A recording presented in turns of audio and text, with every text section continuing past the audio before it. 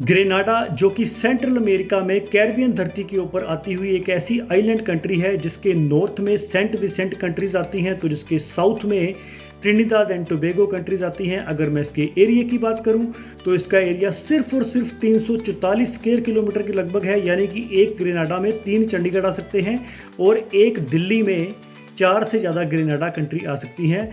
Grenada को लोग Canada से भी कोरिलेट कर सकते हैं, क्योंकि कनाडा को कई लोग कनाडा बोलते हैं, कनाडा, ग्रेनाडा ऐसे करके लोग बोलते हैं। तो आप कंफ्यूज ना हो इसके लिए मैं आपको एक चीज़ बता देता हूं कि जो कनाडा है वो वर्ल्ड में नंबर 2 के ऊपर एरिया वाइज आती हुई कंट्री है, जिसका एरिया 1 करोड़ स्क्वायर किलोमीटर के लगभग है और एक कनाडा में 29,000 से ज़्यादा ग्रेनाडा कंट्रीज आ सकती हैं।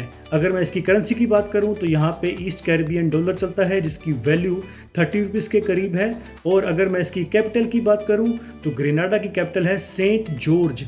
इसको आप फनी वे में याद कैसे करोगे? वेरी सिंपल, आप ये समझिए ग्रेनाडा में आ गया ग्रेन। ग्रेन का मतलब होता है अनाज, तो आपने अनाज किसको देना है? आपने संतों को अनाज देना है। संतों से हो गया सेंट, तो सेंट से हो गया सेंट जॉर्ज। तो इस तरह से फनी वे में आप इसको याद कर सकते हो। ग्रेनाडा की कैपिटल सेंट जॉर्ज, ग्रेनाडा से ग्रेन, और संतों को अनाज देना है, संतों से हो गया सेंट और सेंट जॉर्ज, उस संत का नाम जॉर्ज है।